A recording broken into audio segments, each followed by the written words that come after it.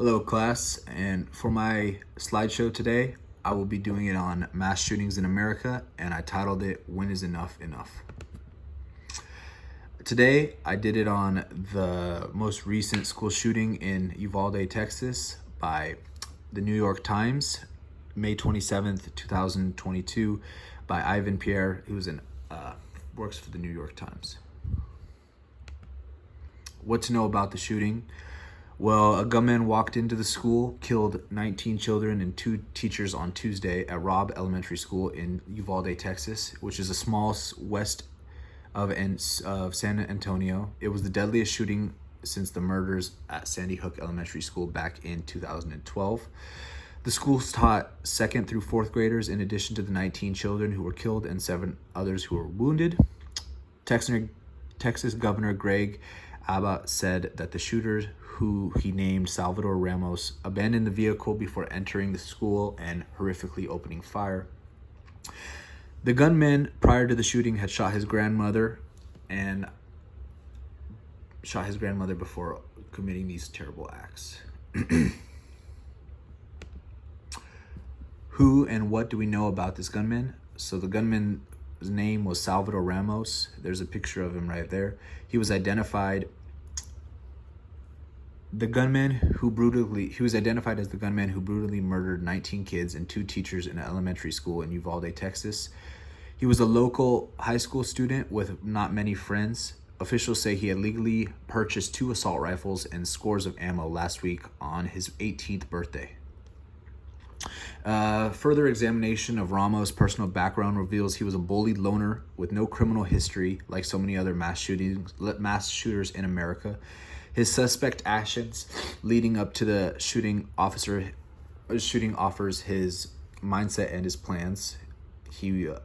Ramos legally purchased 2 ARs rifles at the local federal firearm license on May 17th and on May 20th, according to Senator John Whitmire, who received a brief warning from law enforcement. He also purchased 375 rounds of ammunition on May 18th. So far, just in the year 2022 alone, there's already been 200 shootings. I think this is beyond ridiculous and something needs to be done. The reason that this article resonates so deeply with me is because I fear for my own life, my family, and my friends. These days, the world is just so dangerous, and going anywhere is just seem like it's always in the back of your head because you never can be too safe, and just knowing something could happen at any minute.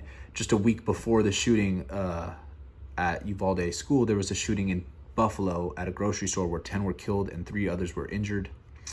And it's really striking to me how after all these shootings and murders, we as a country still cannot take any steps to bettering it and figuring out some protocols. Right after 9/11, protocols were in place as soon as possible.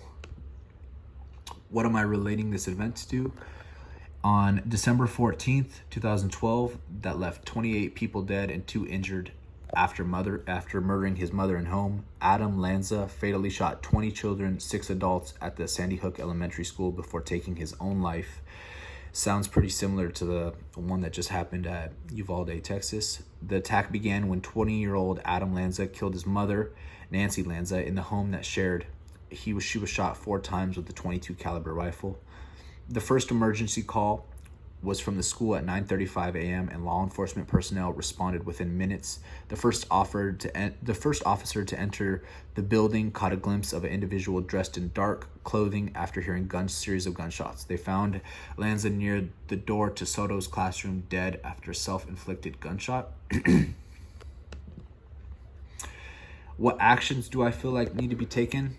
I feel like this is unacceptable because it keeps happening time and time again, and still nothing has been done. I'm not a politician or representative of any kind, but here are some steps I feel like could be taken to benefit.